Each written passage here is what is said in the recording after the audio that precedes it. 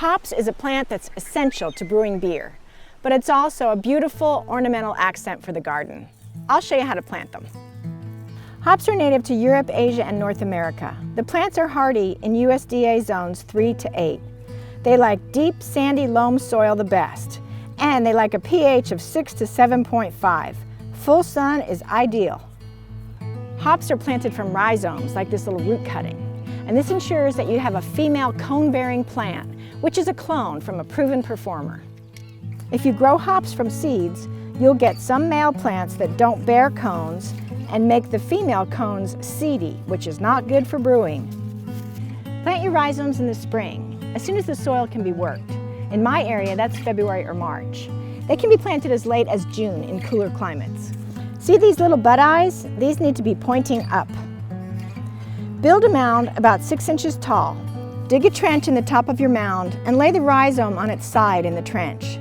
Cover it with 1 inch of soil and 2 to 3 inches of mulch. The mulch helps keep moisture in the soil. You don't want the hops to dry out, but you also don't want to overwater. Overwatering can rot the roots. Hops typically don't need much fertilizer, but they can benefit from a spring application of a high nitrogen, low phosphorus fertilizer. And most fruit tree foods have an analysis like that. Hops can grow over 20 feet in one season, so they're going to need something to grow on.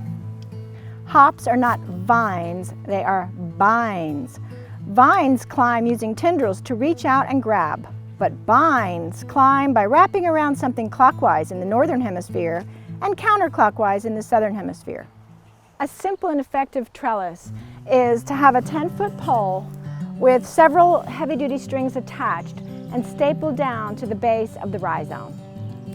Rough twine like this hemp twine makes it easy for the bines to climb. When your bines are 1 foot tall, start training them onto your trellis. Wrap the strong shoots clockwise around the twine or trellis and allow 2 bines per string, and then repeat the training 3 times, about 2 weeks apart. The first year, your hops will be putting more energy into their roots and give you about half of a normal crop. The next year, expect 75%, and the third year, a full crop. In winter, usually around January or February, brush the dirt away from your mound and prune the roots. These rootlets are now the hops spread. In order to control them, they need to be pruned back annually.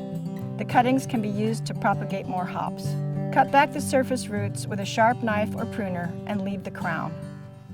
While I'm waiting for my hops plants to mature, we're going to harvest out here at Sierra Harvest's Food Love Project, where they have a teepee full of hops. Cut off any other shoots you see and snip off any low lateral branching. The hop spines will grow lateral branches, and that's where the cones will be born. Air circulation is important because hops are susceptible to downy mildew. Hops are harvested in August or September. The cones are ready to harvest when they're springy and dry and a little sticky to the touch. You should be able to see the yellow lupulin. An immature cone will feel moist and not have a strong aroma. It will not bounce back into shape if you squeeze it or poke it. You can either do several hand pickings, which is what I'm doing, as the cones become ready. The other way to harvest is to wait until they're all mature and then just cut the twine and the bines from the top and bring them all down to about 1 foot from the ground.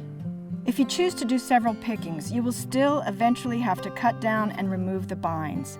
I suggest composting them, or you can use them to propagate new hops plants. Hops need to be dried or they won't store well and they could mold. You can dry them on a window screen, but a dehydrator is much more efficient. Your dehydrator should be set to about 140 degrees Fahrenheit, and it'll take about 12 hours.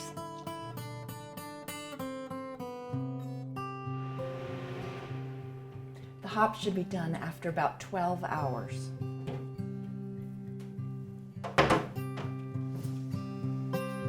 A properly dried hops should be springy, and the upulin should fall out easily. The central stem should be flexible. You can bag your hops and put it in the freezer over the winter. I'm using a shielding seal to bag mine, which is a vacuum sealer. That way it will stay fresh.